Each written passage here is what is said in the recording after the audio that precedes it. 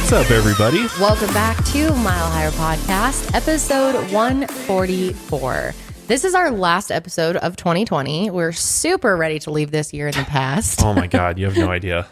Definitely. Ready to forget about it. Well, actually, they do. They have an idea. I mean, everyone has gone through this year, and it's been pretty wild. So today we're going to be covering a very highly requested topic, the Zodiac, or Zodiac Killer, as he's known. Yes, and this has been really requested lately because the Cipher has recently been decoded.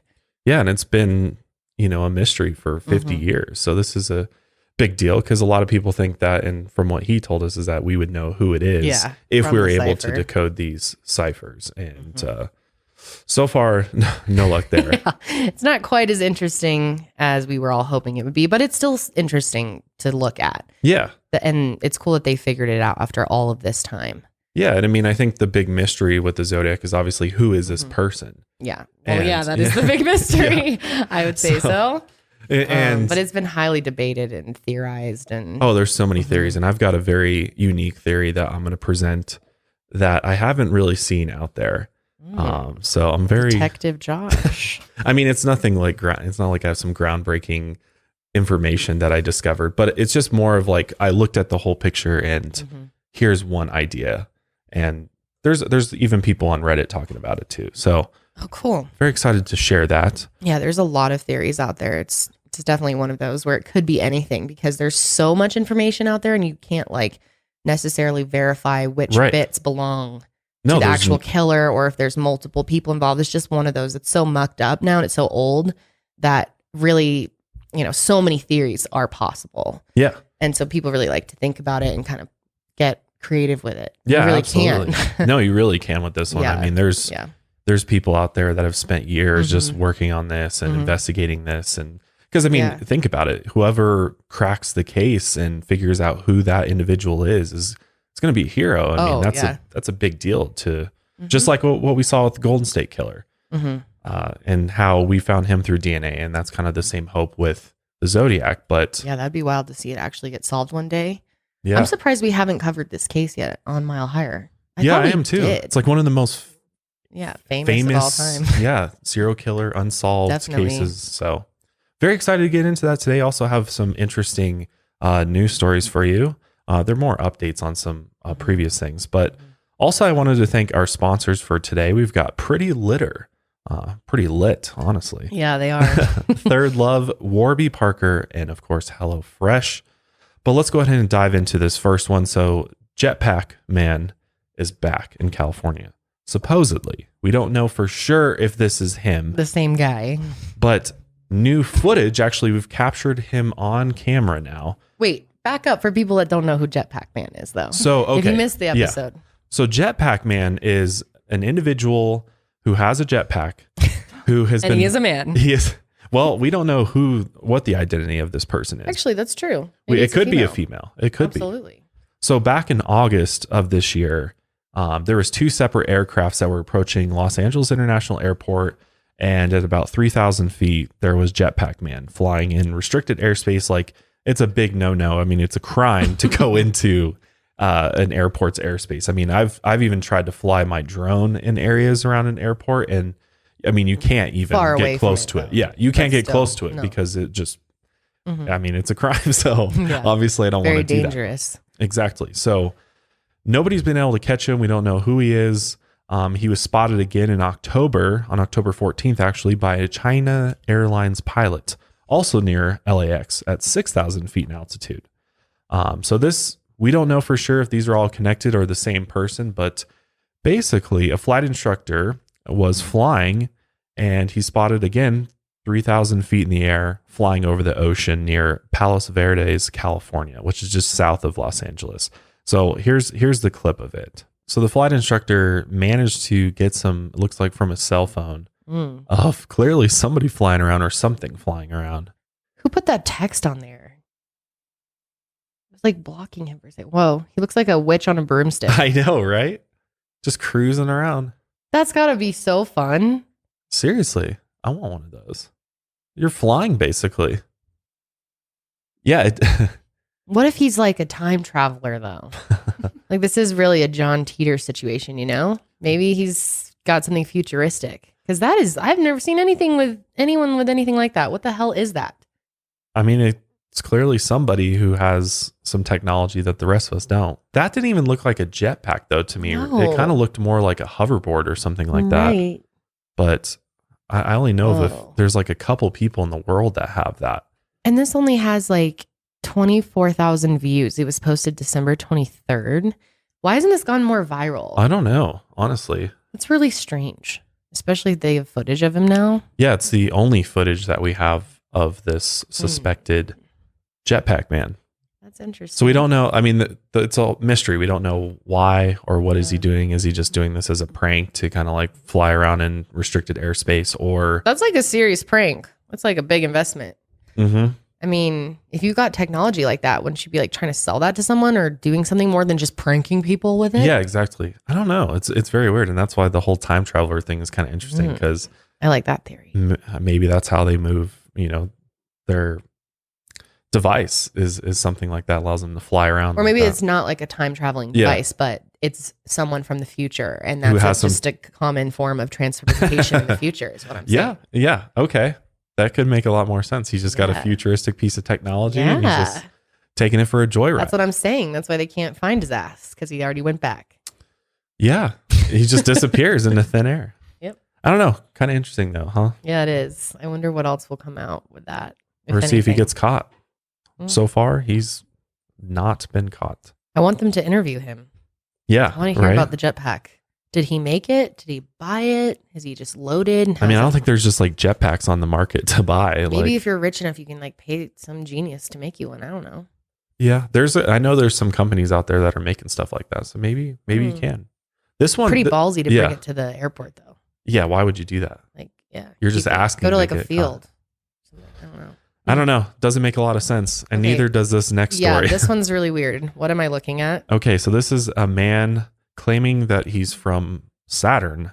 Oh, hey. Who filed a lawsuit against the federal government. This is just a really like out there, weird, real thing that happened. So his name is Alan. Alan the alien.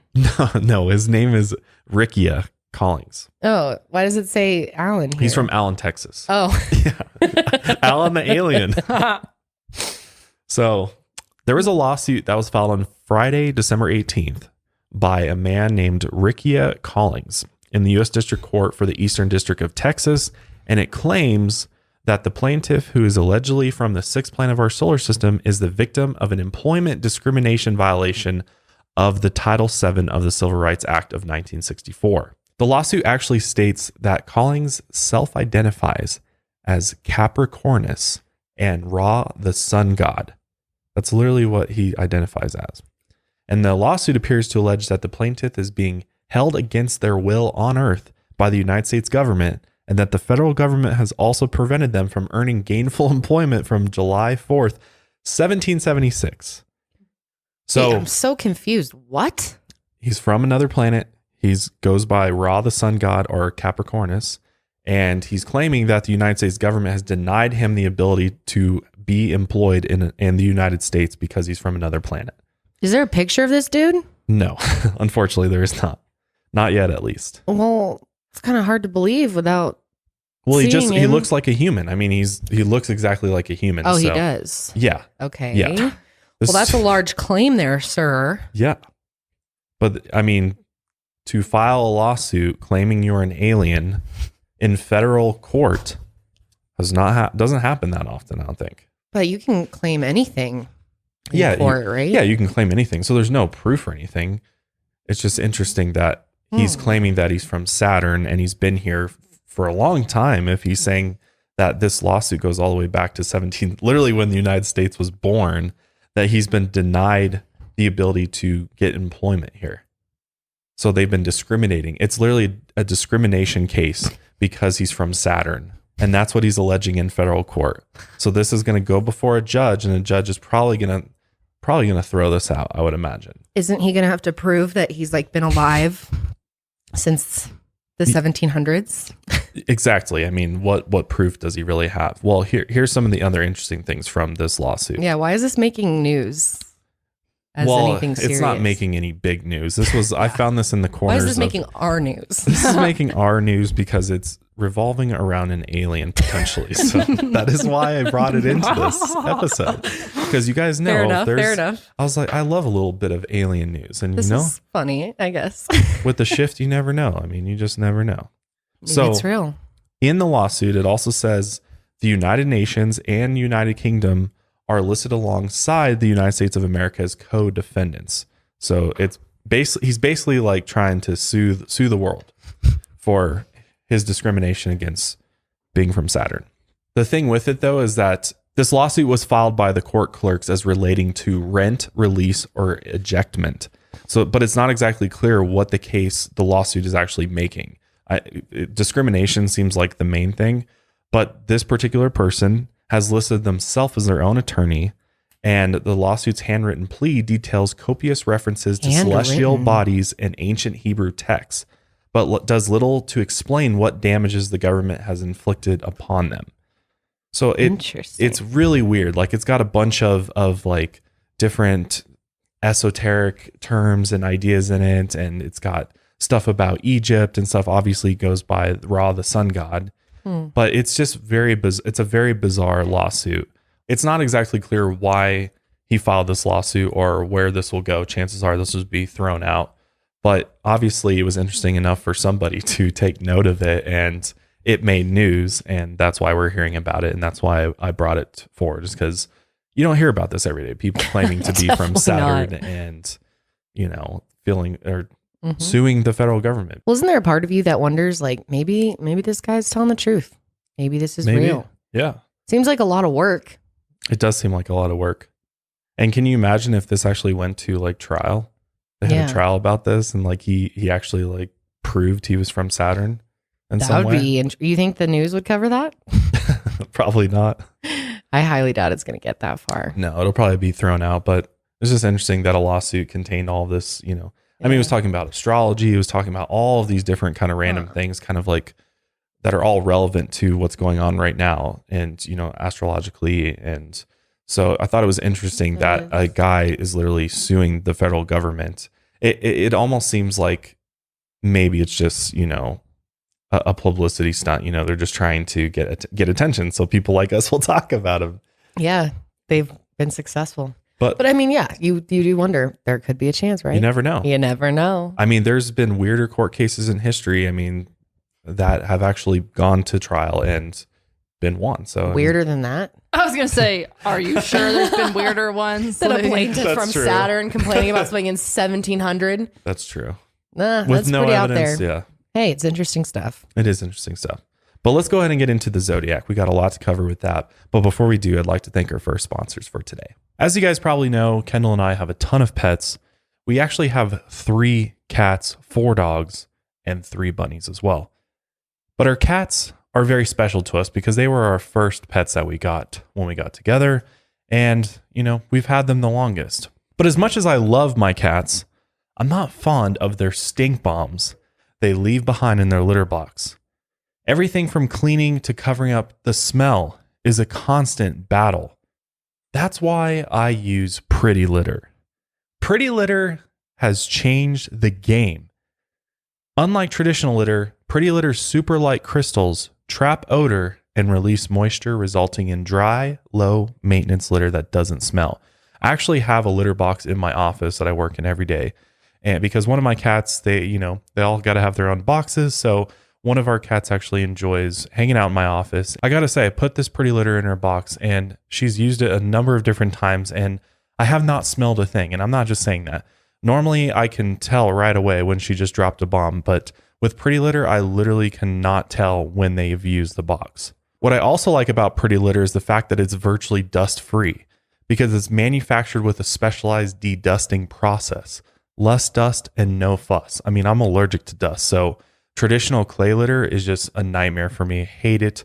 Ready to throw it out the window. Pretty Litter has absolutely changed my cat litter box situation for good. Pretty Litter arrives safely at my door in a small lightweight bag that lasts up to a month.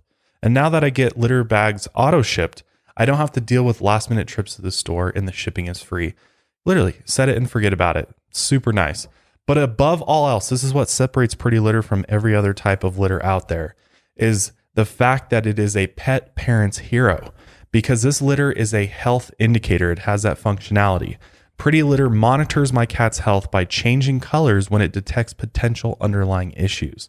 And you will not find that kind of innovation in any sort of conventional litter.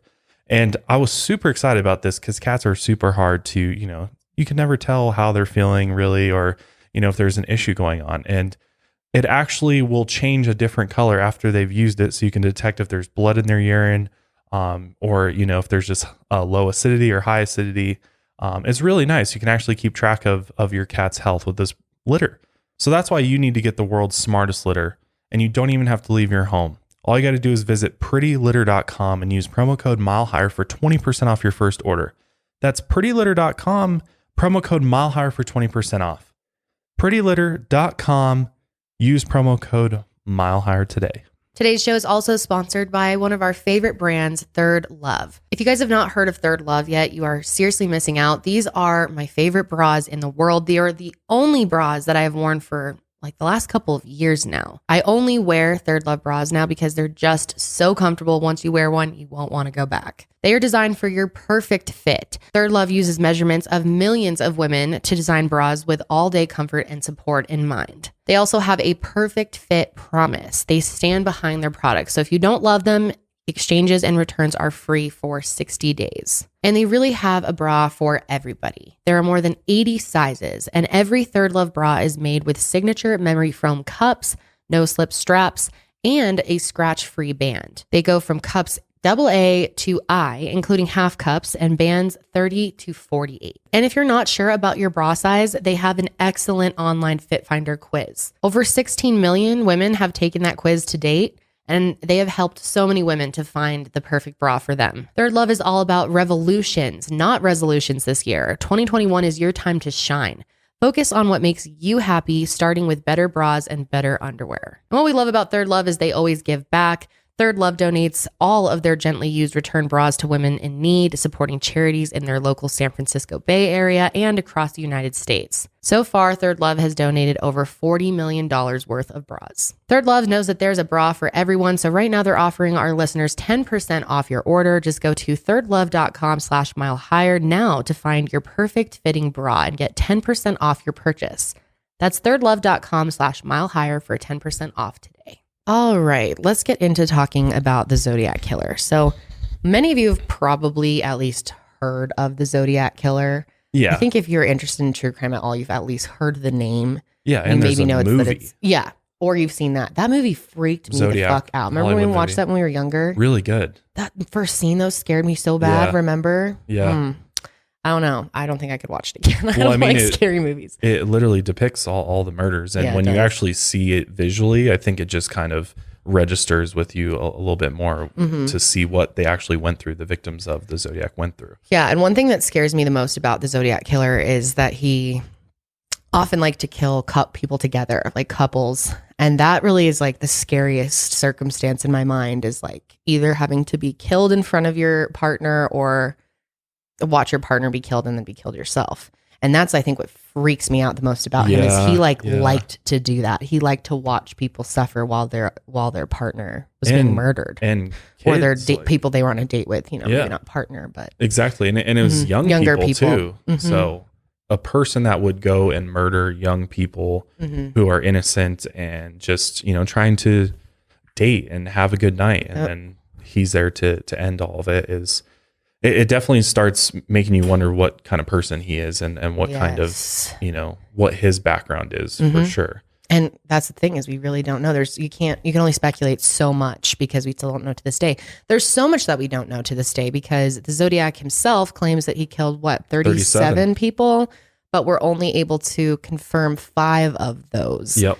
And those 5 murders that are confirmed to be from the same person were committed over a 10-month period from 1968 to 1969. Yep.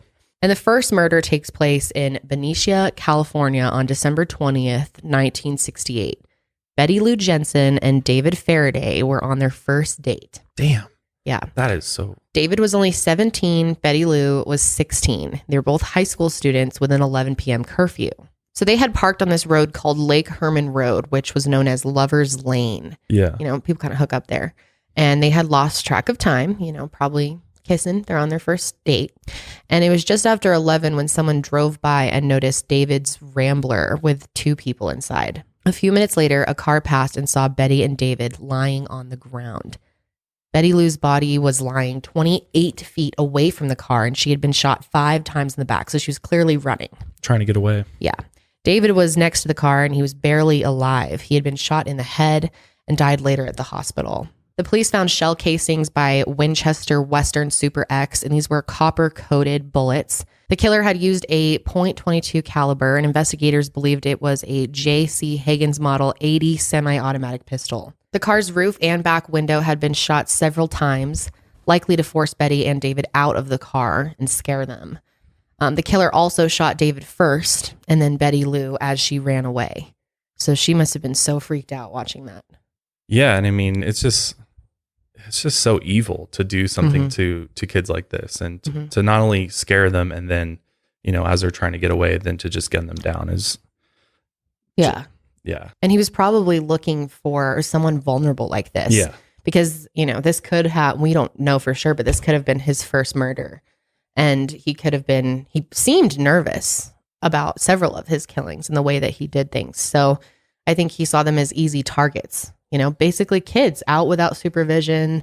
They're distracted by each other. It's like the perfect person for him to go after. Plus, like I said, I think he really was intrigued and he kind of got off on watching people with partners. Like, I think he enjoyed especially for the man to have that power over the guy that these women were with and supposed to be protected with, and they were unable to protect them. He liked that. It's very clear that very that narcissistic. It was very much, I think, a motive for him was the fact that he was taking out lovers. And, people would go back to his background and say, okay, somebody did him wrong in his past, or Most maybe likely there was some trauma early on in life that led him to this point, because it does seem like he's targeting romantic couples. But the police had no leads and no suspects. I mean, at the time, we would be, or now we would be looking for DNA evidence, but there was little evidence at the actual crime scene. And they just assumed at first it was a random killing.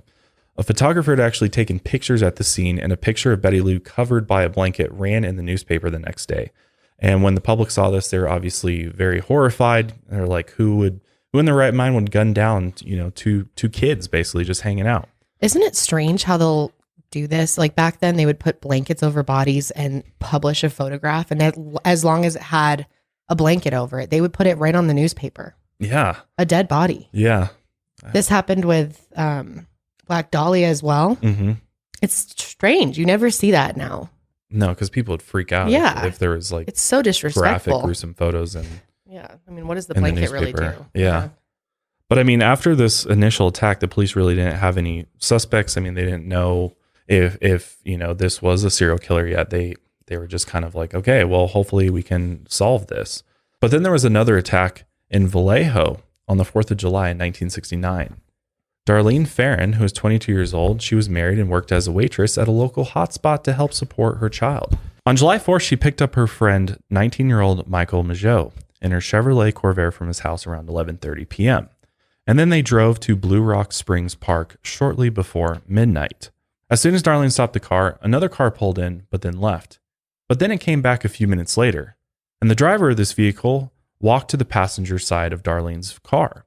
He then used a flashlight to blind both Darlene and Michael, and then shot into the vehicle 5 times with a 9mm pistol. Both Darlene and Michael were shot. Darlene was actually shot multiple times in the back and was slumped over at the steering wheel, alive but completely unable to move. When the first shots were fired, Michael actually climbed into the back seat while the attacker kept shooting Darlene. He then stopped and walked away from the vehicle, and after a few moments, he then came back to shoot Michael in the back seat, and then he proceeded to shoot Darlene 2 more times. Michael was shot in the jaw, shoulder, and leg, and by the time help arrived, he had crawled out of the car and was lying on the ground, badly injured, but barely alive. At 12:40 a.m. that night, someone called police from a payphone nearby to report the crime, and the caller said that he had killed 2 people earlier that night, and that he said he was the one who killed Betty Lou and David as well on Lake Herman Road last December. and the voice was very cold and kind of monotone. He said specifically, "I want to report a murder. If you will go 1 mile east on Columbus Parkway, you will find kids in a brown car. They were shot with a 9mm Luger. I also killed those kids last year. Goodbye." So clearly, this is probably the Zodiac Yeah. who's making this call. And clearly, I mean, what is his intention for this, to make that call? He knows that if it's not like he's going to help them in some way, it's not like he felt guilty and wanted the police to come possibly save them. He knows there's no chance. He wants credit. This dude's all about credit. And it's interesting because it wasn't as much. This is like before the big serial killer boom, in the 70s and 80s, when it was really starting to become kind of trendy almost to be a serial killer. And what's your motive going to be? And this guy was kind of really into that before everybody else was, before so many other people followed suit. He was to go with this whole theme as well, which we'll talk more about his planning of it all. He was very into how the show looked to everyone else and getting credit. Yeah, and it makes me even wonder, like, was the killing literally just to get attention? I think so. Or was it because he actually enjoyed killing? Probably a little bit of both, right? Yeah, I mean, I guess that would make sense. I'm sure It'd have to be a little bit of both. Yeah. Yeah, I think it was to get credit for it. The call was traced to a phone booth at a gas station, and when officers arrived, the phone was off the hook and the caller was long gone. And of course, back then they didn't have as good of ways to collect DNA and fingerprints from the phone itself. So they really had no idea who he was. As for Darlene and Michael, they were both rushed to the hospital. Darlene sadly died in the ambulance, but Michael actually survived and was able to give investigators some details about the attack. He described the attacker as a heavyset man, at least 195 to 200 pounds, and about 5 foot 8 inches tall. He also said that he was probably about 25 to 30 years old with light brown, short, curly hair. A few weeks later, newspapers started receiving letters from this alleged killer. And the first was postmarked July 31st, 1969, which is just a few weeks after the attack in Blue Rock Springs Park. It was sent to the Vallejo Times-Herald and arrived on August 1st. And here's the letter. We'll put it up on the screen if you're watching on YouTube. Not only that, there was 2 nearly identical letters postmarked and arriving on the same dates were also sent to both the San Francisco Chronicle as well as the San Francisco Examiner.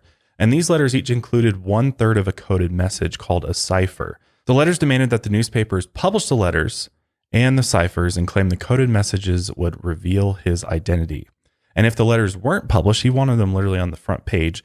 He threatened that he would go and cruise around all weekend, killing lone people in the night, and then move on to kill again until he ended up with 12 people dead by the end of the weekend. It's all about the credit for him. Yeah. And he clearly wants people to see how intelligent he is, because to create ciphers and cryptograms is like what the actual message is called. Yeah. Ciphers are the like different keys to the cryptogram, but to actually do that does require some skill and does take some level of intelligence to do that. So clearly that's what he wants to be looked at and feared as this evil genius. Yeah, totally. Is what he's really trying to go for, I think. The San Francisco Chronicle ended up publishing 1/3 of the cipher with a statement from the police chief telling the murderer to send another letter to prove his identity. The other 2 parts of the cipher were eventually published as well. On August 4th, 1969, the Examiner received a second letter responding to the police chief.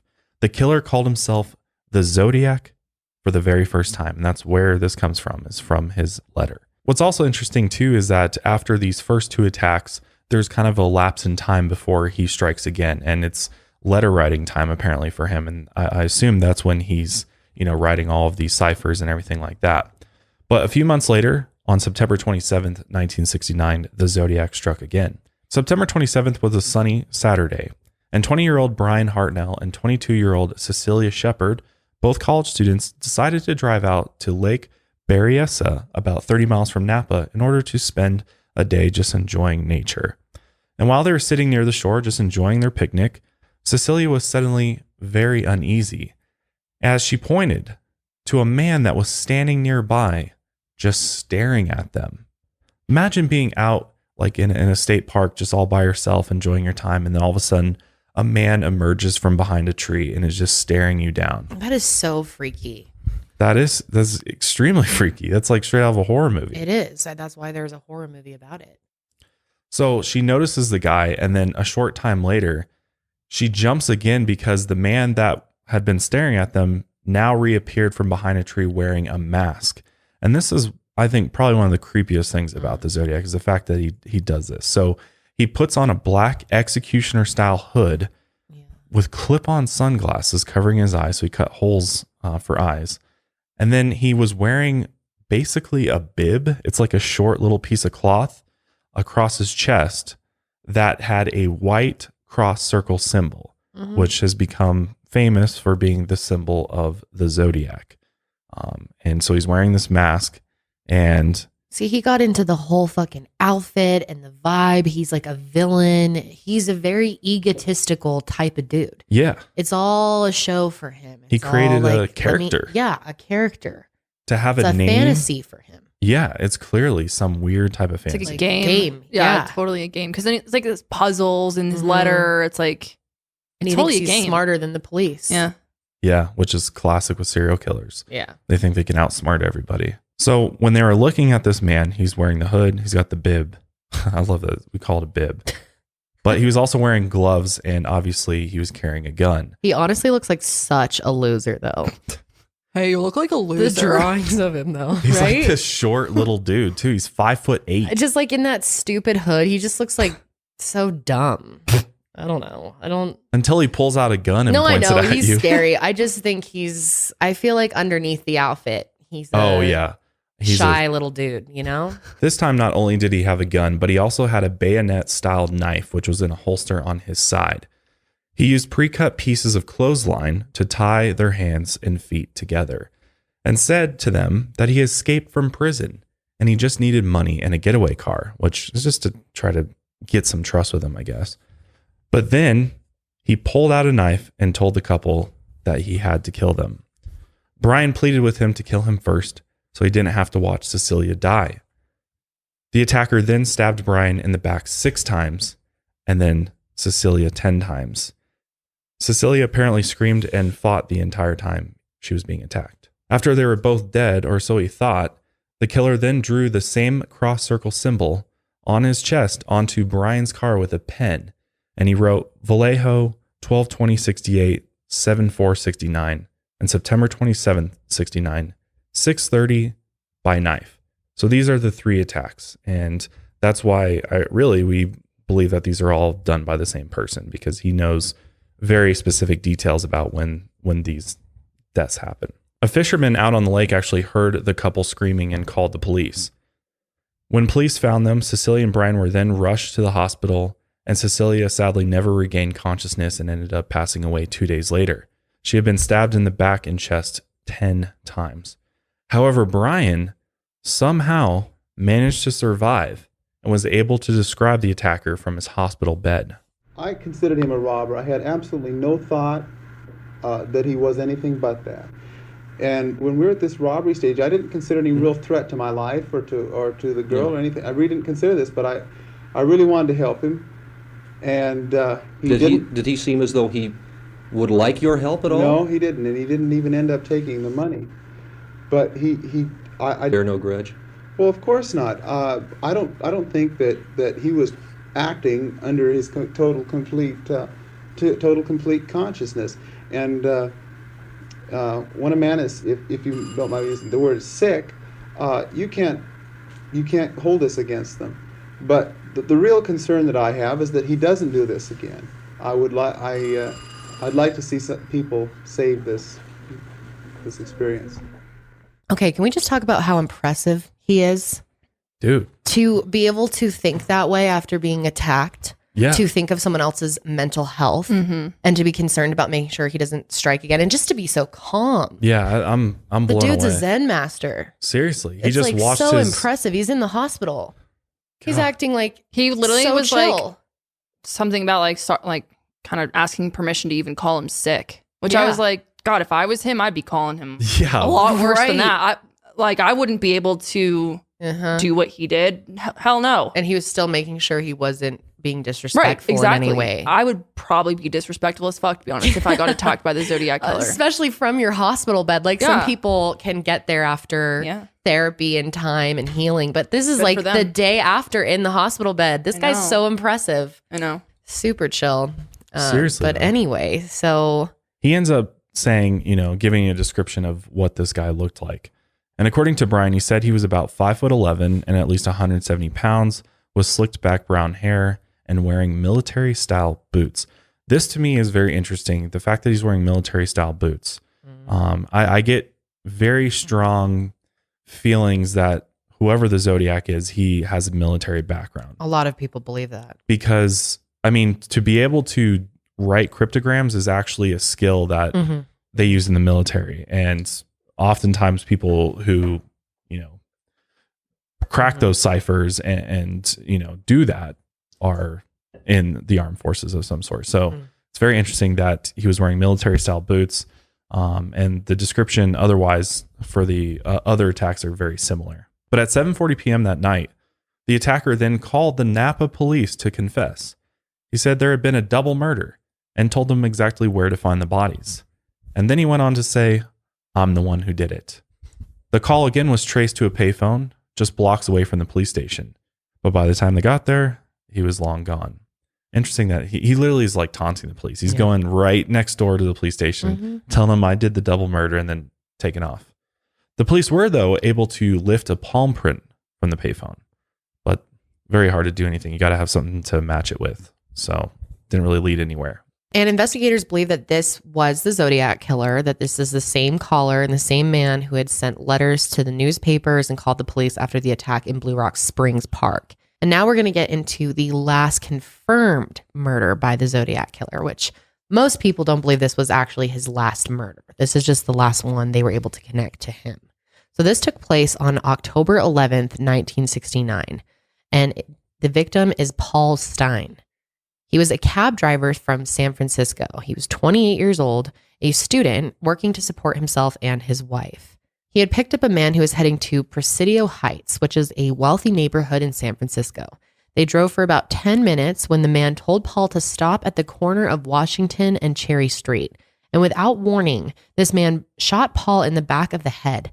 And then he ended up tearing off a piece of the victim's bloody shirt. A teenage girl looked out her window from across the street and saw the attacker wiping down the outside of the cab. And then he walked away to an area known as the Presidio.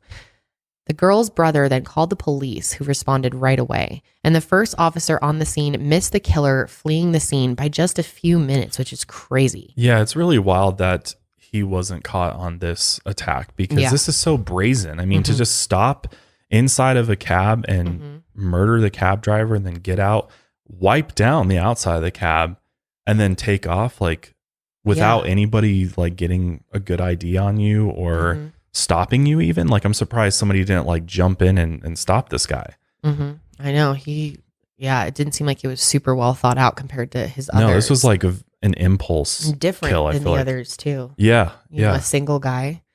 But he knew right away that the cab driver was dead. He was hanging out the door with his head almost on the ground. His eyes were open and the car was filled with blood. Really gruesome discovery. Yeah. Another police officer, though, stopped a man who was walking away from this area of this murder scene. The officer stopped him and asked him if he had seen anything suspicious. Didn't bother to ask him for ID, though. And the man just said he saw someone running toward the Presidio. And the officer was like, okay, thanks for the help, and let him go. But many believe that this was most likely the Zodiac Killer himself, who the police literally were talking to and let go. That's just so wild to think about how different everything would be now. Yeah. Gosh. I know. Like most times these days, even if you're in the vicinity of a crime, you're getting ID'd and they're going to make sure you're not involved.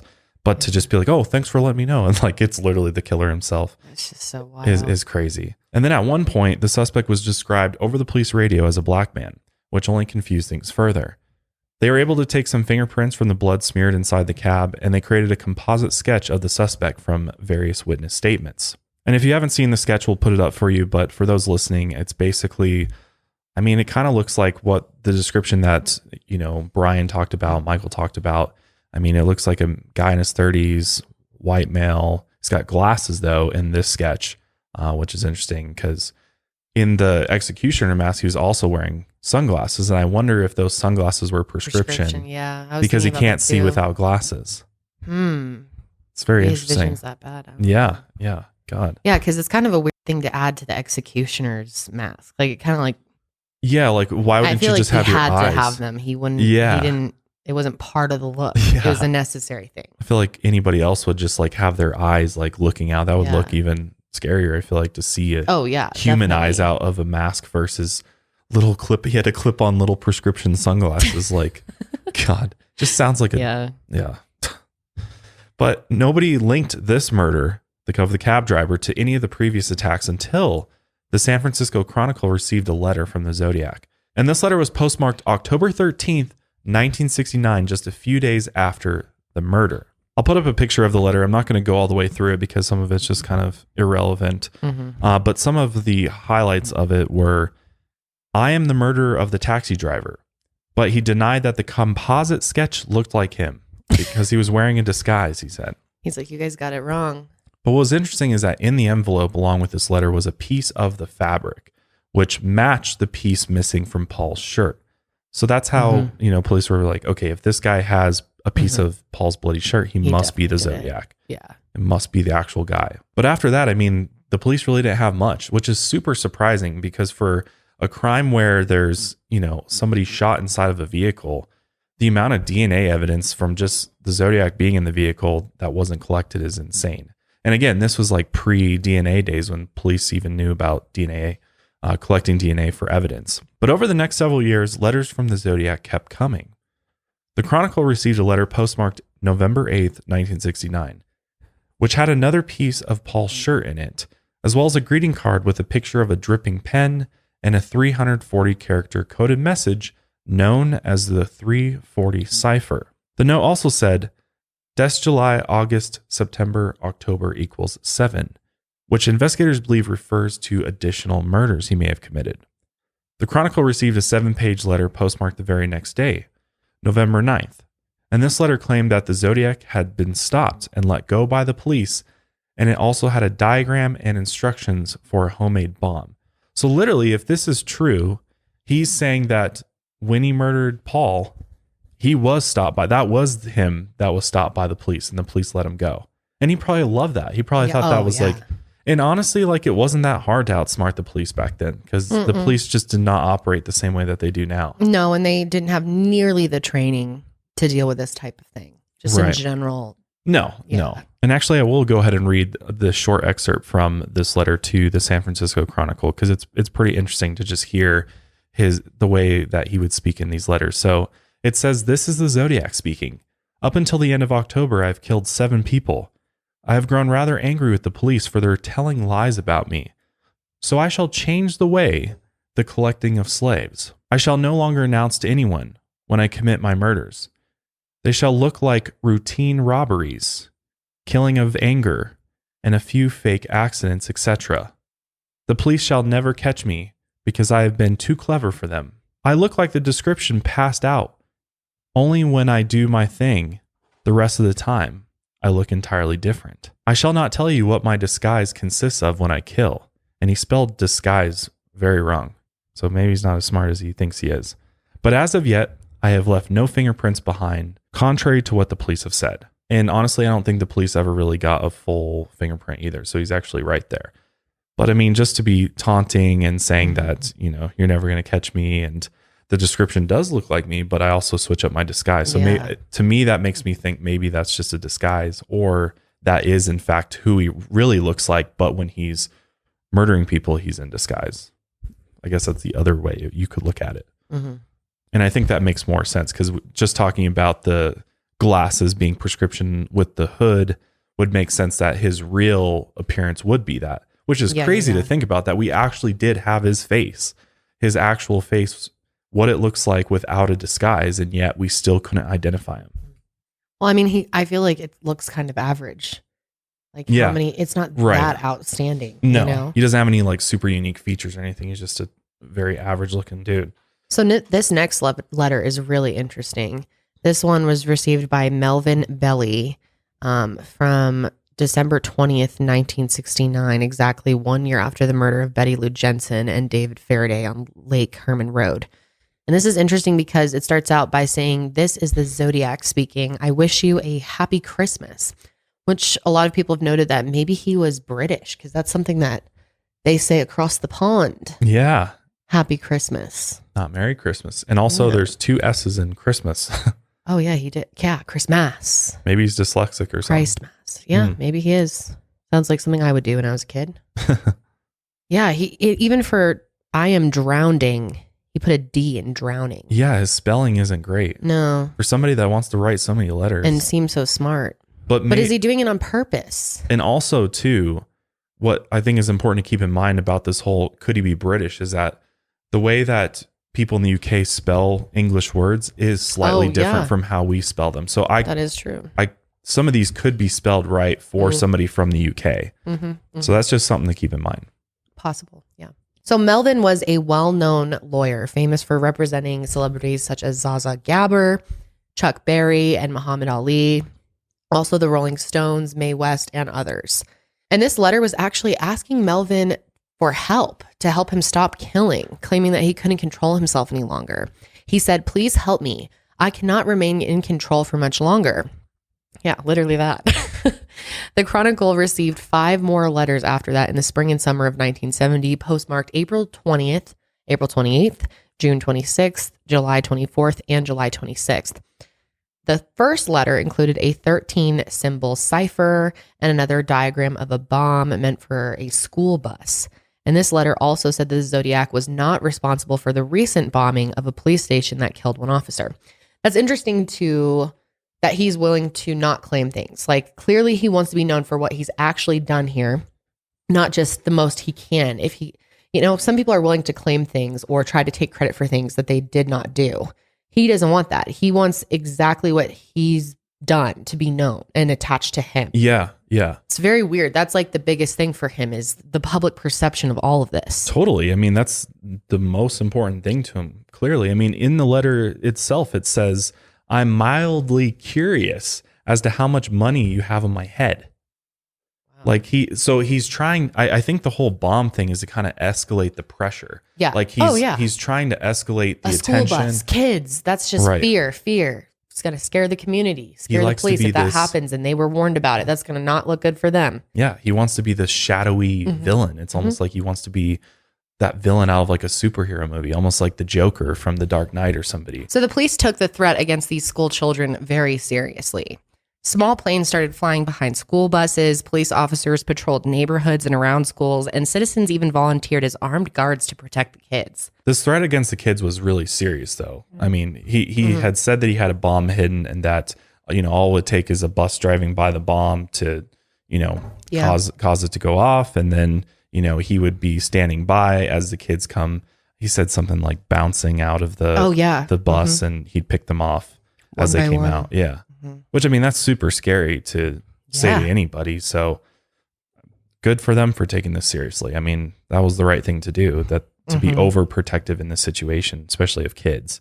And then this is really wild. He also sent a greeting card that demanded that newspapers publish the bomb threat and a message to the people of San Francisco to wear crossed circle symbols on buttons. So that like Zodiac Killer symbol on little buttons on their shirts. Isn't that wild?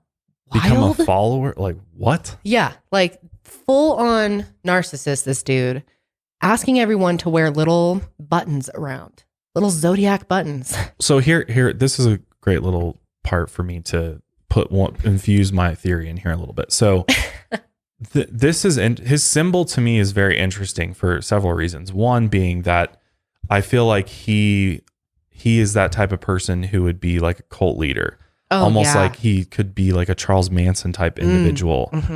Somebody who, wants to be, have people follow him. Yeah. If you want everyone to wear little buttons around, that makes sense. But what's interesting about his symbol, about the cross and the circle to me is that it kind of reminds me of like the Knights Templar symbol, with it being a cross as well, kind of like that. And you see like the Knights Templar oftentimes in circles.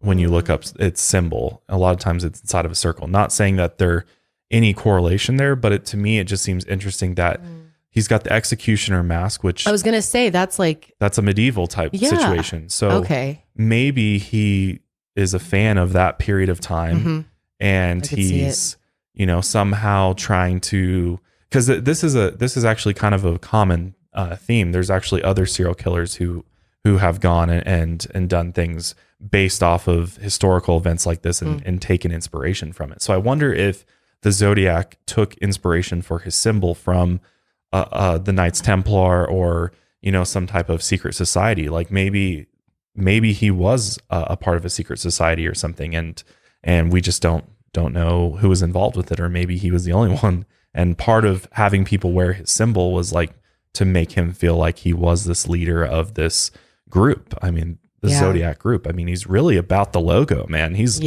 That's everywhere. He wanted people to know that logo. Why? Yeah. There's clearly significance there.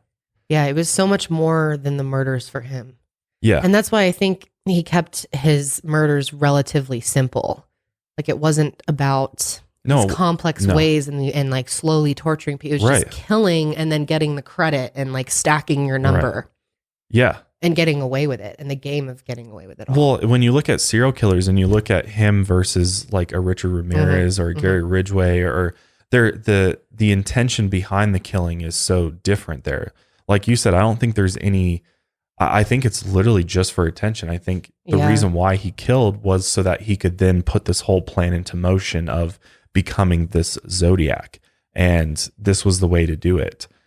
Because to me, it's like, if you're a serial killer and you kill people because that's what you like to do, there's often more involved with the killing. There's different methods. There's there's or there's one type of method in which all of the killings are done exactly the same. There's some type of ritual involved with it. There's, he didn't take pieces of clothing from the other victims, so that was clearly just a piece for him to use with the media. I mean, to me, he doesn't fit your typical serial killer criminal profile, I feel like, as far as motive and intention behind killing people.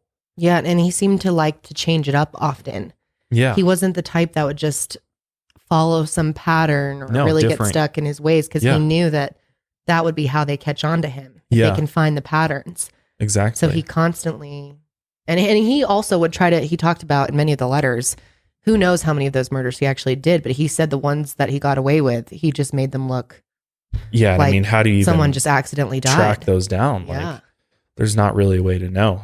I mean, with those types of murders. So, but then again, that could just all be smoke. I mean, he may just be saying that just to pique people's interest. I mean, that he killed that many. Yeah, it's almost seemed, or the idea of like making it accidental, and I killed all of these people, but it's all.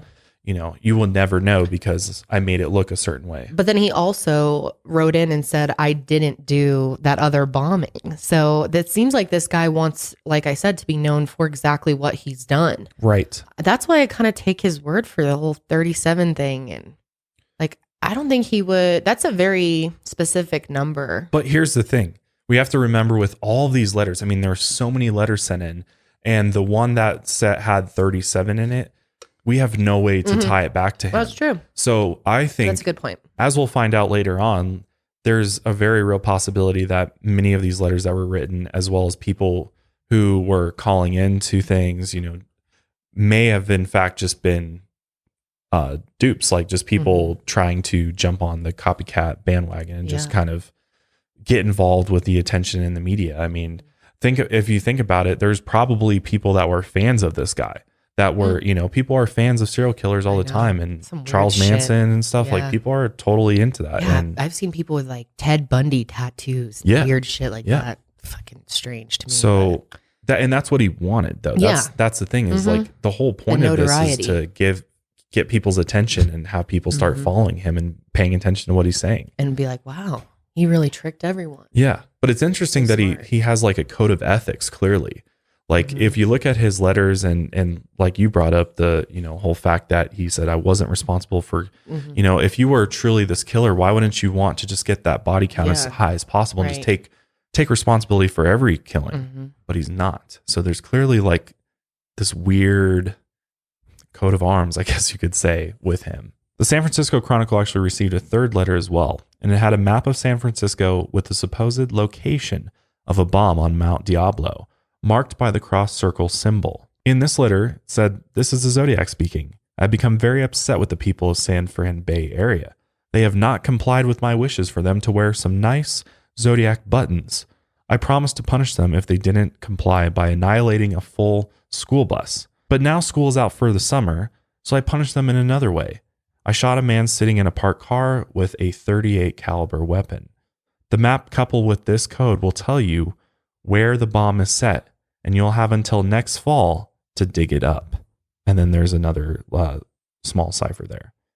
It's just like, to me, it seems like he's just sending people on a wild goose chase to keep himself relevant. If this is even him still writing it. But right. And how can you invest the resources into following up on these if you don't know that it's even him? Yeah, because I mean, a huge gamble. The handwriting is definitely similar, but at the same time, I feel like it's kind of like a little bit different too. Yeah, it looks different, but like he could be making it different. Yeah, that's true. That's true. He could be trying to make it look different every time. Yeah. In the letter, he also claimed responsibility for an attempted abduction of a 22-year-old pregnant woman named Kathleen Johns on March 22nd, 1970. Kathleen was driving from San Bernardino, California to Petaluma to visit her sick mother, and she actually had her infant daughter with her, and she was also 7 months pregnant at the time. A man in another car signaled for her to pull over on Highway 132 near Modesto. He said her back wheel was loose and offered to fix it. That's so scary. That's very scary. Never do that. No. Never pull over if somebody tells you to. Yeah, I mean, but back then. Yeah, it's true. People would do that. Things didn't happen as out. often as they do now. Yeah. It's so scary. But when he went to go fix her back wheel, he actually secretly loosened the lug nuts. Yep. So as soon as she started driving again, the wheel came off completely. Yep. So there he is. Yeah. Now he's like, "Hey, I'll take you to the nearby gas station and get you help." So Kathleen got into his car along with her baby. Once she was inside, his whole demeanor changed. He spoke in a strange monotone voice, telling her that she was his next victim. And when he said he would kill her and then throw the baby out after her, Kathleen knew she had to escape.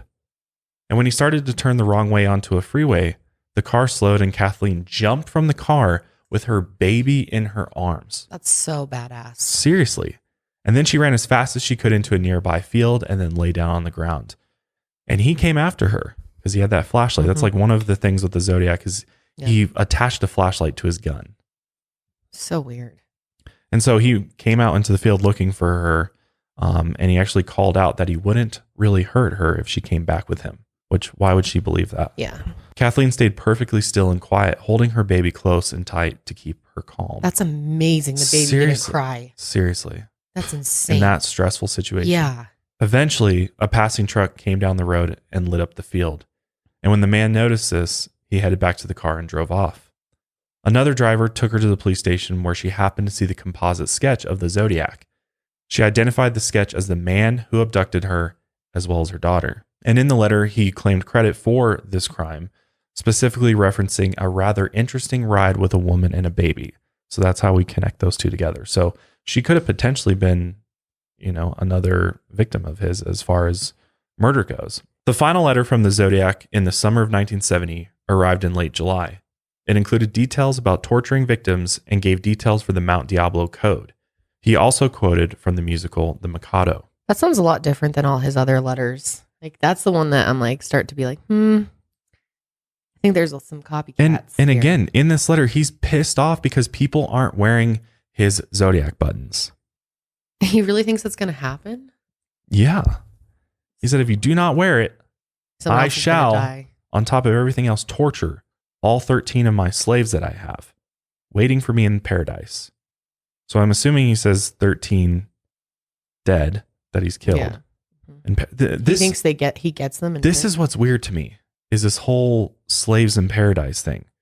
Because I'm trying to think about like what philosophy or religion that is a thing. Like it's just so weird to me that my slaves with me. Yeah, I've never heard anyone else say anything like that. And that if you kill someone on Earth, you get to have them as a slave in the afterlife. Yeah. I've never heard anyone bring up that idea. And that's why I'm like, maybe there's something weird, like I mean, there's something cultish about him. And like he has some weird beliefs he's come up with. Yeah, or he's taken beliefs that are very old. Maybe. You know, and that's why I go back to Knights Templar, and there's a lot of weird things with secret societies revolving around that. And so I don't know, maybe there's something going on with that. But meanwhile, competition amongst the police and detectives were really ramping up. Yeah, because they want to solve this. Yeah. Whoever is going to solve this case is going to be considered, the best detective in the world and get a lot of publicity. So the Department of Justice Special Agent Mel Nikolai started an official Zodiac task force to try to keep police departments on task, hence being a task force, and make sure that they cooperate with each other. Detectives from different departments would gather and share evidence and leads and brainstorm strategies for the investigation. And this is really interesting. Not many people know this, but for a brief amount of time, they considered that maybe it was the Manson family doing this. But right around the same time. It doesn't fit the... No, it doesn't. I mean, there are so many theories. It's funny that the Mansons made it into this somehow, but... I mean, I get it. It was around the same time. But they interviewed every male member of the family and ruled them out. Also, Bill Armstrong, an inspector for the San Francisco Police Department, went to Los Angeles to investigate a possible connection and found nothing there as well. Yeah. So we'll get into a couple more theories, but first we have a word from our sponsors. We are so excited about our newest sponsor, Warby Parker. If you don't know about Warby Parker, they are a company that was founded with a rebellious spirit and a lofty goal to create boutique quality eyewear at a revolutionary price point. They offer eyeglasses, sunglasses, contact lenses, and eye exams. And Warby Parker is committed to providing exceptional vision care online and in their stores. Their glasses start at $95, which includes prescription lenses, and they also have sunglasses, progressives, blue light lenses, and much more. And it's really easy to do. You can do it right online from the comfort of your home and take their online quiz.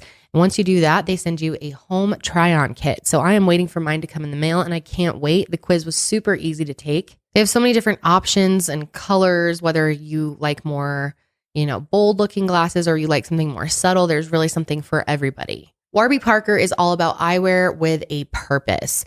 For every pair of glasses sold, Warby Parker distributes a pair of glasses to someone in need, which we absolutely love that.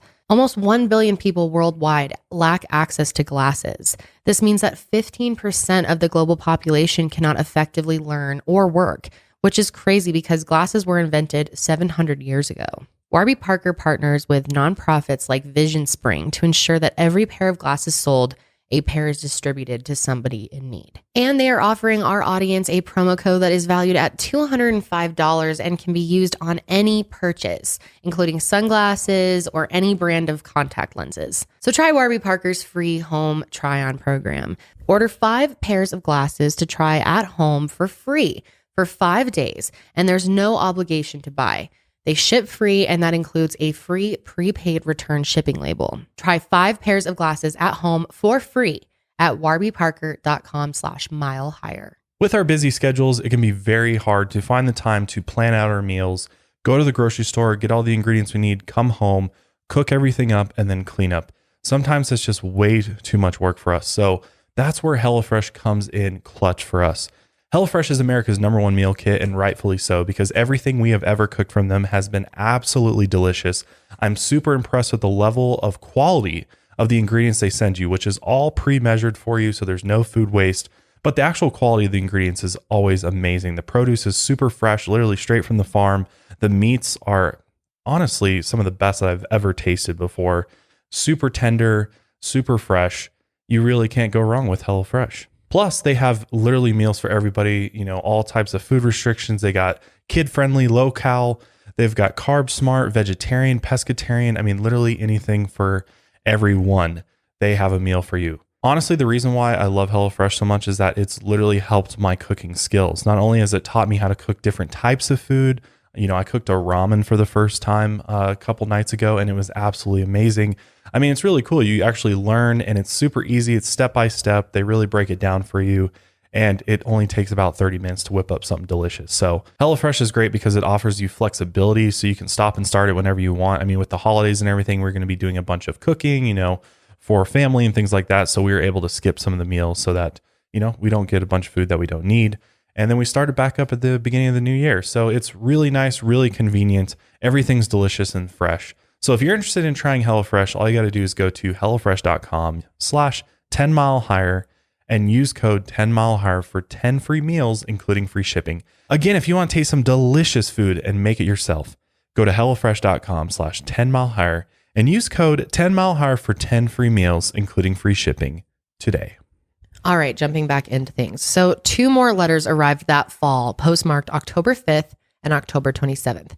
The first letter was a message made from cutouts from several publications, kind of that magazine style, which that also comes up in the Black Dahlia case as well.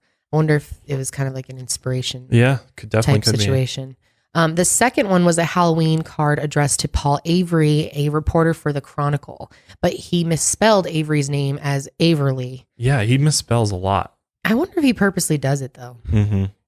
He's in some weird like drawings. He has more stuff about slaves, by knife, by rope, by gun, by fire. Yeah. He just like would send in all these strange things, but it's so frustrating going through these because you have no idea whether or not these are him or someone else just making this more confusing. Exactly. 2 more letters arrived in March of 1971. The first was sent to the Los Angeles Times and took credit for the 1966 murder of Sherry Josephine Bates. And she was an 18-year-old student at Riverside City College. On October 30th, 1966, Sherry Jo had left a note for her dad, Joseph Bates, that said, "Dad, went to the RCC library." But the next morning, her Volkswagen Beetle was found in the library parking lot and her body was close by in a side yard between 2 houses. She was stabbed multiple times and her throat was slit. Investigators recovered evidence from the scene, including a print from a military-style boot, which is very interesting, a man's Timex watch, and hair fibers stuck to the blood in Sherry Jo's hand. 1 month after the murder, the alleged killer sent typed letters to a newspaper and to the police. And he said, "Miss Bates was stupid. She went to the slaughter like a lamb," and added, "I am not sick. I am insane." I wonder if he's referring back to what Brian said. I don't even think this was the Zodiac. You don't think it was even No, him? I don't, because her throat was slit. I don't think the Zodiac would do that. Really? No, I don't. I mean, he's murdering people mostly by gun. Right. And he did stab 2 people, but he didn't slit their throats. But he said he was going to change the way he did things to throw them off. Yeah. But honestly, this feels like a copycat to me. Like somebody, I think the Zodiac had a number of copycat killers that killed and acted like him, or they were a part of his group even. To have the military, the only thing that's really there is the military style boot. I mean, so you think like maybe the Zodiac Killer just became kind of an identity that multiple people were like taking on the vibe. They're like part of the cult almost. Yeah, I think he was literally trying to do like a Charles Manson type situation. Mm-hmm. So this person started signing the letters with Z, which is and you look at the handwriting too, like really sloppy. Not even remotely the same. There will be more. Yeah. The letter sent to the Los Angeles Times in March of 1971 said, "I do have to give them credit for stumbling across my Riverside activity, but they are only finding the easy ones. There are a hell of a lot more down there." Another one came in spring of 1971, and it was a postcard advertising a condominium project in Lake Tahoe, Nevada. And it was sent to the Chronicle and addressed to Paul Avery, again, misspelling it to Averly. So weird. Like, why would you do that twice? And it was referenced as past Lake Tahoe areas and sought victim 12, which investigators believed referred to the disappearance of a woman named Donna Lass. Donna had disappeared on September 6th, 1970. She was 25 years old at the time, and she was a nurse who worked at the Letterman General Hospital on Presidio Military Base, just a few miles from where Paul Stein had been murdered. Donna had moved to South Lake Tahoe to work as a nurse in a Sahara hotel and casino. She had clocked out of work at 1:50 a.m. on September 6th and was never seen again. An unidentified man had called her boss and her landlord, claiming that Donna had left town for a family emergency. But her family told investigators that there was no emergency. Her car was found near her apartment building, and the police believe that she had been abducted and murdered. But her body has never been found. It's very weird. Mm-hmm. On August 1st, 1973, the Albany Times Union newspaper received a mysterious letter, and it said, "You are wrong. I'm not dead or in the hospital. I am alive and well, and I'm going to start killing again. Below is the name and the location of my next victim, but you had better hurry because I'm going to kill her August 10th at 5 p.m. when the shift changes. Albany is a nice town. So does he mean the police shift? He's talking about the nurses shift, I believe. Yeah. And this time the letters were finished with that cross circle symbol drawn on the envelope in place of the return address. A coded message at the end of the letter was deciphered by the FBI cryptonologists, and the FBI released the contents as redacted Albany Medical Center. And this is only the beginning. Handwriting experts have studied the letter, but couldn't definitely link it to the previous letters from the Zodiac. And 4 letters were sent to the Chronicle in 1974, postmarked January 29th, February 14th, May 8th, and July 8th.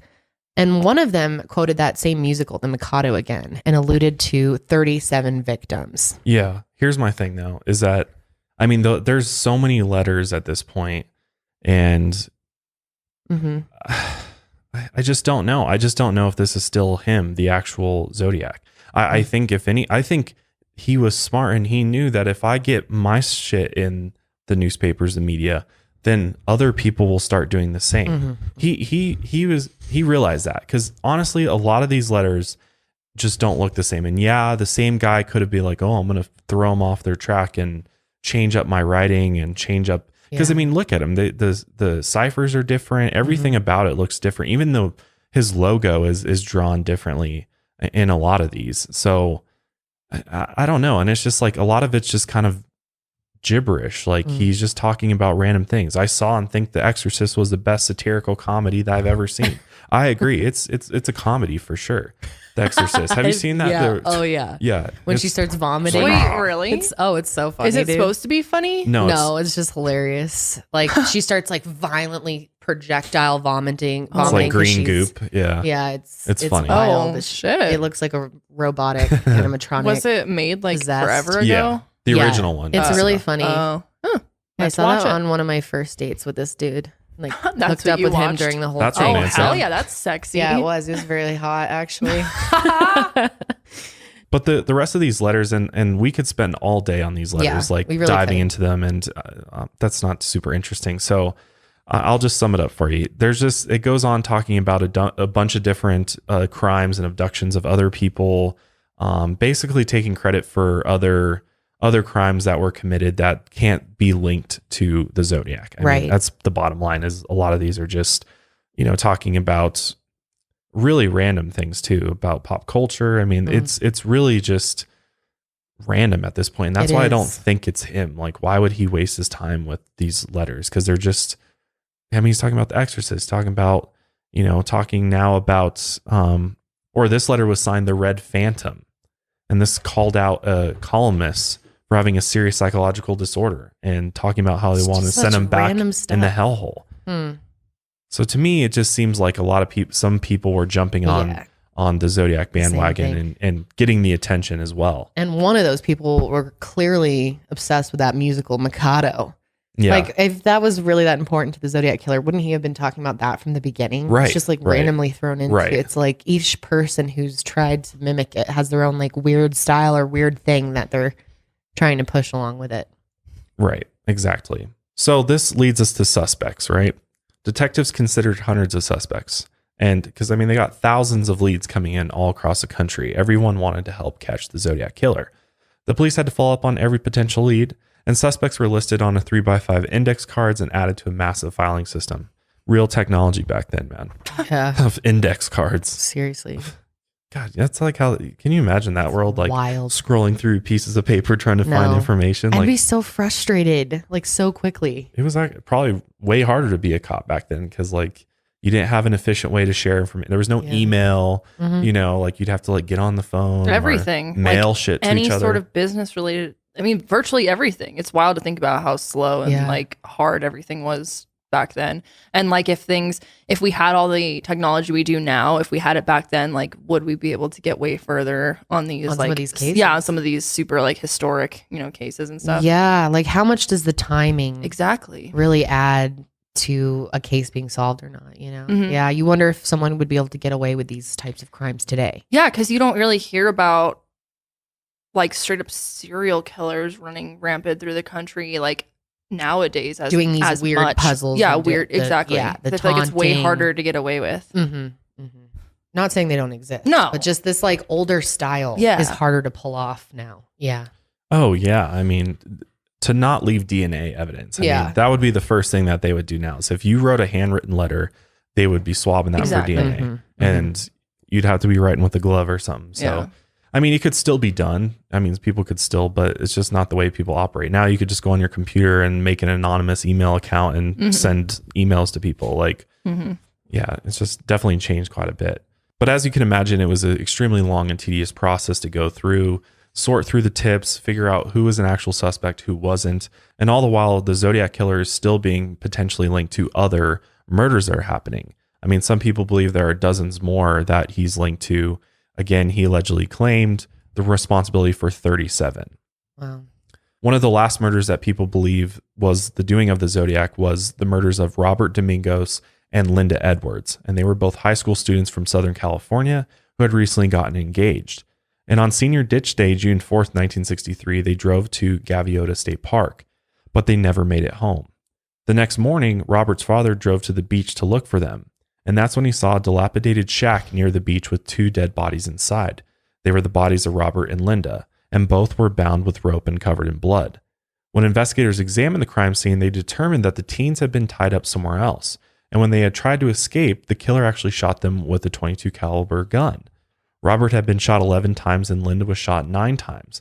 The killer then brought their bodies to the shack and tried to burn it down, but they weren't able to gather any sort of evidence or I guess anything to really figure out who did it. And with no other leads, this case went cold. But then in 1972, the Santa Barbara County Sheriff's Department discovered a connection between the murders of Robert and Linda and the Zodiac Killer. Robert and Linda had been killed with that same Winchester Western Super X copper ammunition, which was this exact same ammunition used to kill Betty Lou Jensen and David Faraday back in 1968 on Lake Herman Road. And obviously, once they made that connection, they investigators looked and tried to compare it to the murder of Brian and Cecilia.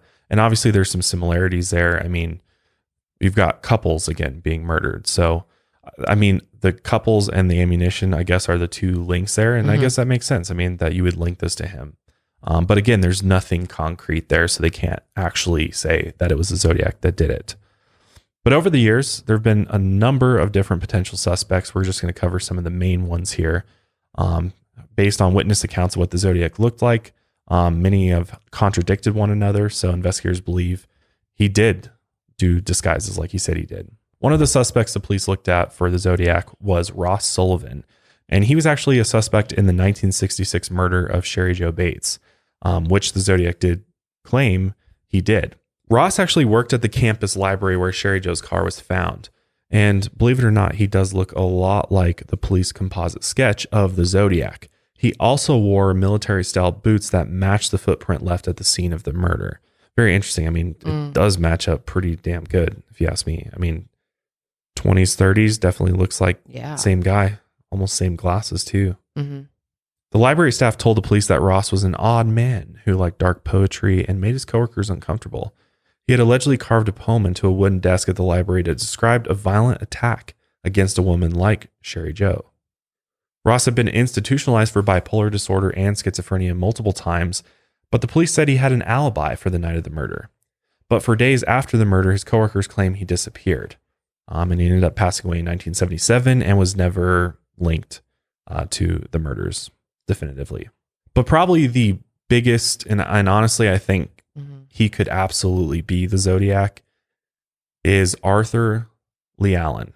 This is interesting. So the same day that Brian Hartnell and Cecilia Shepard were attacked while they were just enjoying their picnic at Lake Berryessa, 36-year-old Arthur was at the lake that day to go scuba diving.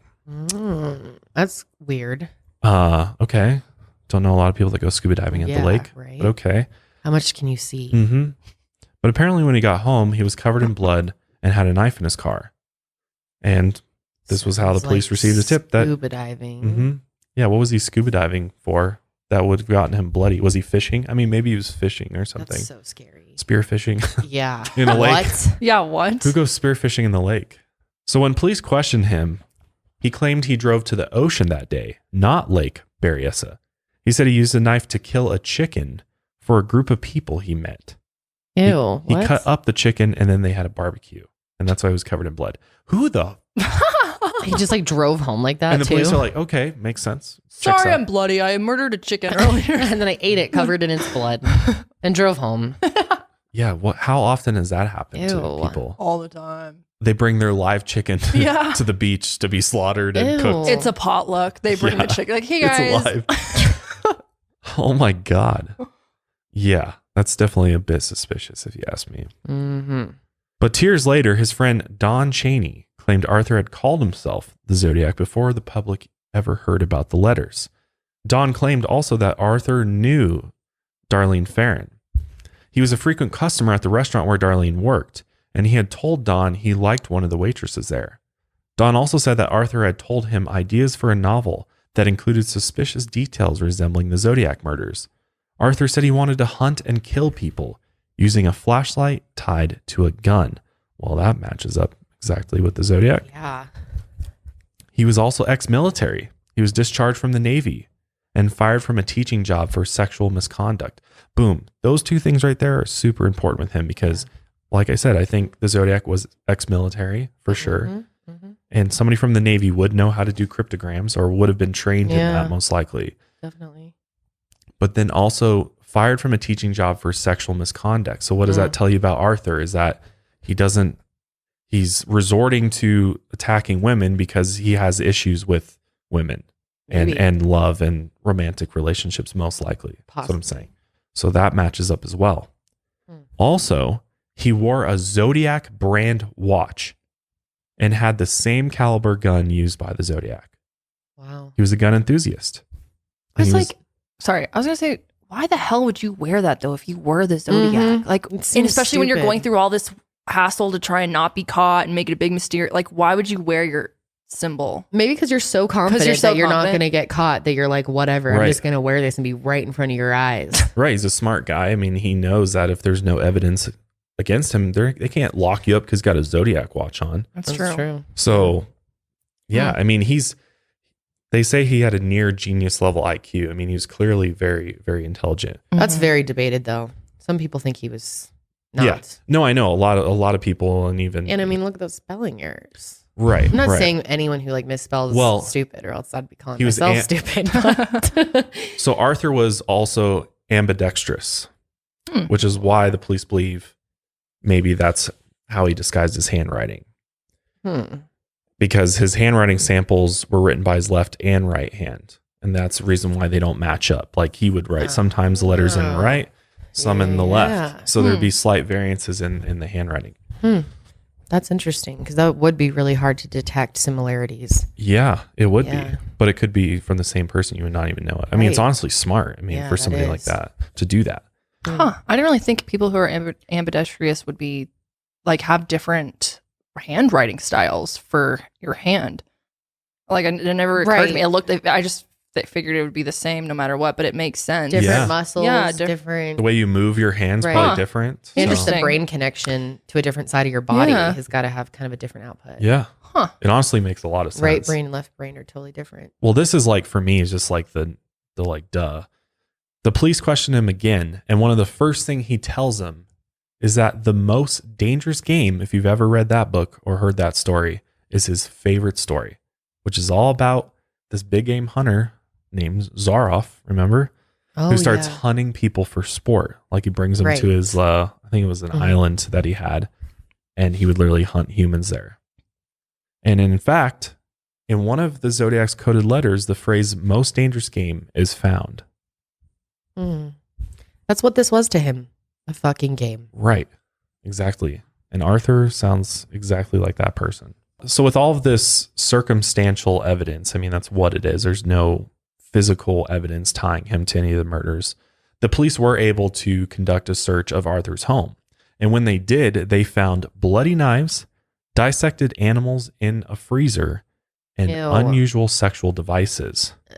But again, there's no concrete evidence to tie him back to any of the killings. Yeah, you can't just be like, you have weird animals in your freezer, so Yeah. you're the Zodiac. Right, exactly. They need more. I mean, they even took his fingerprints, palm print, tried to match them to what they gathered at the crime scenes, but it didn't match up. And also, they did handwriting samples, and they didn't match the letters either, which is interesting because, I mean, the handwriting would be like the biggest thing. The Zodiac has very unique handwriting, so if you get somebody to write and it looks exactly like it, then... But maybe he's so smart that he's able to... when he was writing, he was just faking the actual handwriting. But then in September of 1974, Arthur was convicted of child molestation and spent 3 years in prison. And what's interesting is that while he was in prison, the Zodiac did not send any letters during that time. Arthur was released in August of 1977, and then on May 2nd, 1978, the Zodiac sent one final letter, and it said, "I have decided to start killing again." In 1991, an informant named Ralph Spinelli was facing an armed robbery charge, and he told the police that he could connect Arthur to the Zodiac killings. In 1969, Arthur had offered to work security at Ralph's strip club. When Ralph turned him down, Arthur said he could prove he was up for the job and that something big was going down in San Francisco the next day, which was the exact same day that Paul Stein was murdered. Afterward, Arthur bragged to Ralph about killing the cab driver in San Francisco. Witnesses from the Paul Stein murder, though, said Arthur wasn't the shooter. But Detective George Bauer wasn't satisfied. He tracked down Michael, the only surviving victim to have seen the Zodiac's face, and George actually showed Michael a photo lineup, and he identified Arthur immediately. I mean, come on, Michael knew what he saw. Yeah, that's really interesting. So again, they went and searched Arthur's home, and this time they found bombs and bomb formulas similar to those described in the Zodiac's letters. Dude. When- Yeah. It seems pretty apparent. When the media got word of the search warrant, and Arthur agreed to an hour-long exclusive TV interview where he repeatedly denied being the Zodiac Killer. In 1992, George Bauer received a call that Arthur had died of a heart attack, and he ordered an autopsy to get samples of his DNA for future testing. But then everything kind of sat still for a while. But the case was reactivated in 2000, and Detective Kelly Carroll focused on DNA evidence, assuming the Zodiac wouldn't have known to avoid leaving behind DNA like he avoided leaving fingerprints, which would make sense. I mean, if he left his fingerprints behind, there's got to be DNA evidence of the Zodiac. Yeah. We have to have that. Susan Morton, a forensic document examiner, decided to focus on the long letter sent about Paul Stein's murder that included a piece of Paul's shirt, confirming that it had come from the killer. She also used this letter to authenticate 5 other letters. She then started working on attempting to extract DNA from the glue of the stamps used to mail the letters. And in 2002, the police were able to create a partial DNA profile of the Zodiac. A partial profile can't necessarily positively identify a person, though, but it can eliminate suspects. They were able to freeze some of Arthur's DNA from his frozen brain tissue from the autopsy. But when they tried to look at it together, it didn't match this partial profile. So that's why people are like, okay. But again, I've heard that the results are inconclusive with this DNA test, or when they were doing the match. Yeah. Yeah. So it could absolutely have been Arthur. Could have been him, yeah. And it seems like it definitely wouldn't be out of the question. If he wasn't the Zodiac Killer, he's doing something. Yeah. I mean, something's he's fucking wrong connected with to him. something. Yeah. Yeah, definitely. I mean, he went to prison for, sexual assault, things like that. He had there's more secrets. Definitely he's got serial killer vibes to him for sure. The other suspect worth mentioning is Lawrence Kane. I mean, there's a bunch of different suspects, but all of them have been ruled out after looking into them further. There's obviously some interesting things that can kind of connect them. It could be, his logo, things mentioned in letters that were mentioned by other people. But then again, nothing was ever connected back. But another one that was pretty interesting was this Lawrence Kane guy. And he fit the profile. He was introverted and seemed to dislike women, and he had suffered a brain injury that sometimes caused him to lose control. And he was arrested in 1961 for peeping and in 1968 for prowling. So he was a peeper and a prowler. Prowling. And he had several aliases, and like the Zodiac, he was known to disguise his appearance. Plus, he had served in the Naval Reserve, where he would have learned how to encrypt messages. And Harvey believed his name appeared in one of the Zodiac's ciphers. The sister of victim Darlene Ferran claimed Lawrence knew Darlene and had bothered her at a restaurant. Investigator Harvey Hines suspected that Lawrence had been stalking victim Donna Lass after she moved to Lake Tahoe, as they both worked in the same building. Lawrence was positively identified by Kathleen Johns in 1993 as her attempted kidnapper. Wow. And I mean, if you look at his physical description, he's got the glasses, same facial profile. I mean, he does line up with that composite sketch. Yeah, he definitely does. Pretty good, yeah. And the first officer on the scene after Paul Stein's murder had seen a man walking away that was likely the killer. And he said Lawrence resembled that man more than any other suspect. So, I mean, you're talking about people that literally saw his face that are saying that this is the guy. Yeah. But as far as we know, there's never been any reports that Lawrence Kane's DNA has been tested against that of the Zodiac killers. And also his handwriting was also not a match with the writing found on the letter. So that's why he's been ruled out. But then again, that doesn't mean he's not the Zodiac, because we don't know if they've looked at the DNA profiles yet. So he's another big one. There's also been a number of people who have, in recent years come out and said, hey, my dad, or a relative of mine was the Zodiac killer, and they wrote a book about it. And I mean, again, there's never a lot of conclusive evidence, but one individual, Jack Terrance, is said to have been the Zodiac killer. And Jack Terrance is the stepfather, or was the stepfather, of Dennis Kaufman.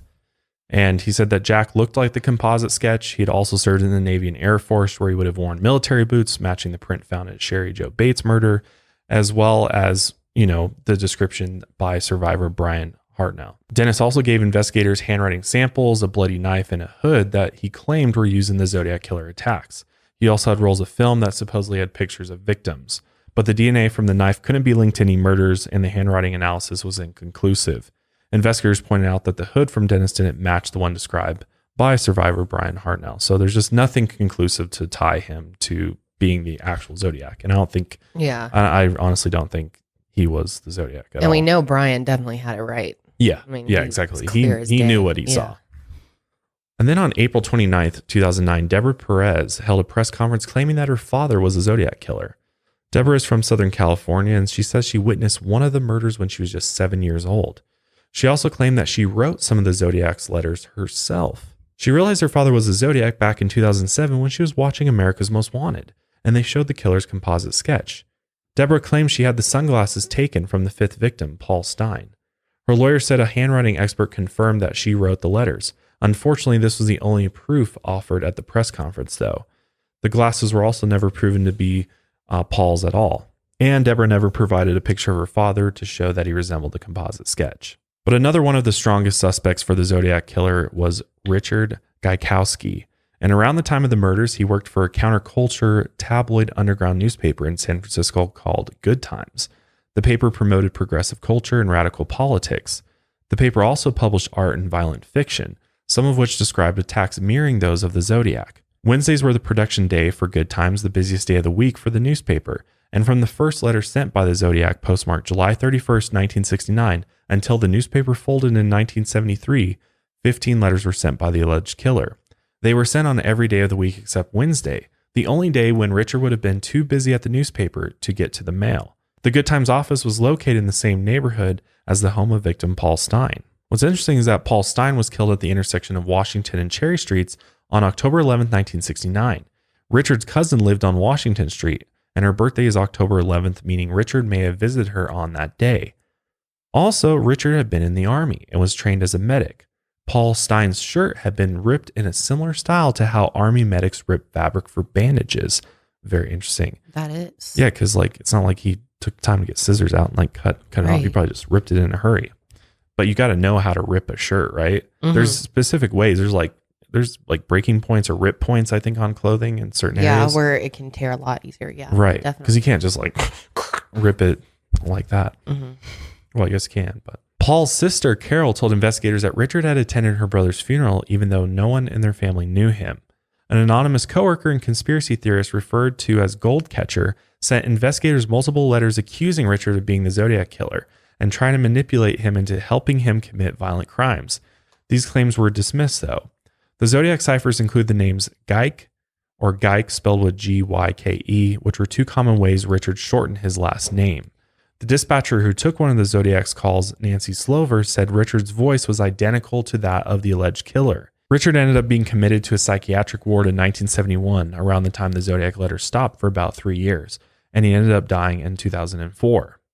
So again, nothing to specifically tie him to other than, he was kind of in the location and he had the background, really. But then again, I think in this case, there could be people that were mimicking him or sending letters as well. So maybe he was one of the copycats. Yeah, most possible. likely. Yeah. But there's also been speculation out there that the Zodiac Killer may have been Unabomber, Ted Kaczynski, or the BTK Killer, or even Texas Senator Ted Cruz. Which is just funny because that was like a meme that went around on Twitter. I wish it was Ted Cruz. I know, right? God. What a plot twist that would be. Damn. Ted Cruz is the Zodiac Killer. Like finally comes out after all this time. Jeez. No, it wouldn't even be possible. Hey, in 2020, anything's possible. I don't know about this. But what we do know is that the Zodiac Killer definitely inspired multiple copycat killers. I mean, there was several that tried to emulate his crimes over the years. But the biggest mystery with him, in addition to who he is, what his identity is solving these decoded message, or trying to decode these messages that he sent in the letters, the ciphers, and the cryptogram. Ever since the very beginning, though, amateur sleuths were working on the Zodiac case. The first coded message sent by the Zodiac in 1969, known as the 408 cipher, was decoded shortly after by a teacher and his wife. We look at this and we're like, damn, this looks like super hard, but I think they solved it in like 20 hours. They figured it out. That they solved that 408 cipher. Yeah, though. Seriously. 20 hours. Nice, And it's like a date night. Yeah. Yeah, it is. But the way that they started was they assumed that the first word was I, because the killer seemed to be very cocky, narcissistic, self-involved individual. And then they looked for identical symbols after a letter I to form the word kill. And they continued this way in order to crack the code. And it ended up saying, I like killing because it is so much fun. The 340 character coded message, known as the 340 cipher, has taken decades to crack until recently. Yes. On December 3rd, 2020, a code-breaking team finally decoded the message. The codebreakers were David Orenchak, an American software developer from Virginia, Jarl Van Eyck, a computer programmer and warehouse operator from Belgium, as well as Sam Blake, an applied mathematician from Australia. So they're just like, there's like code-breaking communities. Like there's people that are really into this shit, and like that's what they like to do in their free time is make codes and crack them. And once they cracked the code or the cipher, they notified the FBI as well as the San Francisco Police Department in early December of this year. And they had been working on decoding this cipher since 2006. And what they got from it is this. I hope you're having lots of fun and trying to catch me. That wasn't me on the TV show, which brings up a point about me. I am not afraid of the gas chamber because it will send me to paradise all the sooner. Because I now have enough slaves to work for me where everyone else has nothing when they reach paradise, so they are afraid of death. I am not afraid because I know that my new life will be an easy one. In paradise, death. What a fucking waste of time. Seriously. That pisses me off after all those years, if that's really him. Dude. There's nothing useful in there. Just rambling. Yeah. You think he just wanted to waste time for people? Pretty much. Did you just almost say no punctuation, Josh?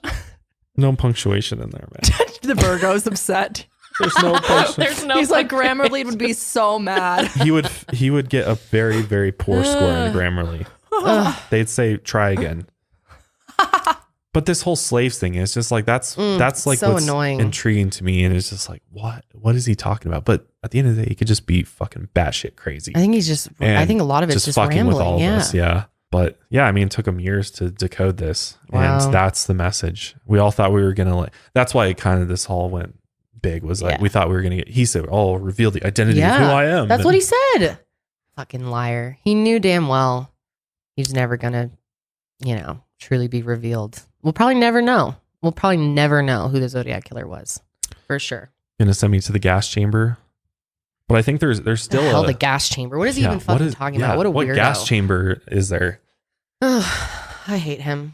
But there's still a cipher that's still out there. Maybe that's the one that's got his name in it that has been cracked yet. But Doubt it. Probably just you spent all this time, bitch. Yeah. Like it's gonna be some stupid shit. He's like trolling. Be like, by this time I am long gone in paradise with my slaves. Yep. Good job, idiots.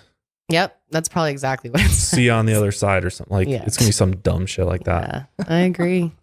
He's a fucker. But the official statement from the FBI San Francisco division said the FBI is aware that a cipher attributed to the Zodiac Killer was recently solved by private citizens. The Zodiac Killer case remains an ongoing investigation for the FBI San Francisco division and our local law enforcement partners. The Zodiac Killer terrorized multiple communities across Northern California, and even though decades have gone by, we continue to seek justice for the victims of these brutal crimes. Due to the ongoing nature of the investigation and out of respect for the families and the victims, we will not be providing further comment at this time. So not even good job, guys. Thanks for the help. No. Nothing. Just basically, they're probably like, you guys really spent all that time on that? We knew that shit was going to be full of nothing. shit. He's full of shit, the Zodiac. Yeah. So what do you think at the end of the day? I know I love saying that. I mean, I think we'll never know. Really? Nope. I don't think we'll ever know. Too much water under the bridge. Will at this we point. solve it though? We Not do have a enough partial DNA profile. Yeah. Partial though. Well, with a partial, you'd even be able to, what they're hoping is that through that partial be able to actually go the route that they did with Joseph D'Angelo, look at the genetics and figure out what back family. Through the family members. Yep, go the exact same way with it. Maybe. But I think there's. How can you even be sure it's like him at this point though? Well, that's the thing is like how. There's like, I think it was like a group of people just kind of like joined together without actually connecting, you know? They just joined into kind of his original movement. Yeah. Yeah. I mean, it's very possible. I mean, some people don't even think the Zodiac Killer even exists. Like there's a whole group of people on the internet that think it's all a hoax. Like this whole thing was a hoax. What? And but he killed people. No, I know there was multiple beginning. Zodiacs, but the actual they all worked together and it was like a thing. There's no like one Zodiac. That's possible. That's interesting to think about. That it's, you know, a group of them. Yeah. It could be like a cult or something for all we know, or like a group. I don't know. Yeah. Yeah, I think they would have led on to that though. If they were really true. a cult or a group, they probably want people to know versus just being one person. Maybe it's a small group. I don't know. Maybe, I mean, I feel like he could be dead now too. There's like a good possibility he's not even alive or died a while ago. Mm-hmm. But yeah, I certainly don't think all these letters are from the same person. I think it's very possible that this person, if it wasn't, I think Arthur Allen is like, I think he's probably the guy. Yeah. He's probably like, he did some shit. If it's not, he's killed somebody for sure. I mean, there's probably crimes attributed to him. Definitely. Murders, but I think he's probably the leading candidate for it. But I do find it very interesting that the Zodiac had the whole, you know, very cultish type feel to him and the symbol and wanting people to wear it. And I really do think that there's multiple people involved in this, and that's why this has been so hard to crack, is because there's so many people involved and so many people writing the letters that we don't even know who it is, like who it could be. Like maybe this partial DNA profile is not even remotely the original Zodiac. You know, it could be somebody completely. We might get to the end of this and they'll trace it back and we find out that whoever's partial DNA profile this is they come out and they're like, if they're even alive, that I doubt it, you know, I just wrote the letters or something, you know, because they're extracting DNA from the stamps. Like for all we know, those stamps could be handled by a bunch of different people. Yeah, that's true. That is totally true. So I think I think kind of where things are at is there's a couple items like Paul Stein's shirt. There's a couple items that they're in the process of trying to extract DNA from, if they can, even at this point. I mean, it's been so long. How reliable is it? Right. Even if you are able to, it's going to be very difficult. I personally, I don't think it'll ever be solved. Might just I remain. think it'll go down in history as the most famous unsolved big mystery. Yeah. Yep. Definitely could be. Let us know what you guys think, though. I want to hear your thoughts and theories, or if you think it was one specific person. Do you think it was a group? Let us know. We want to hear from you guys. But that's going to be it for us. Last podcast of 2020. High five, babe. Another Nailed successful year. Yes. Thank you guys so much for being here for the ride. And Janelle, too. Thank you for all the hard work and editing. Air high five. Hell yeah, air high five. You've been killing it. We love it. We've had such a great year. We have much to look forward to. We do. We have some changes coming in next year. Yeah. You guys might see some things happening around here. But also, look forward to that. Yeah. But also, we wanted to let you know that we are going to take a little time off. Yes. It's Janelle needs a little break. Yeah. We need Her a little break. fingers are very tired from all the editing. She needs to rest them. So we're gonna take New Year's off. Yeah. But we will be back January 11th, 2021. Yes, we will. With another great topic for you, Mile Higher homies. But until then, Stay safe and stay woke.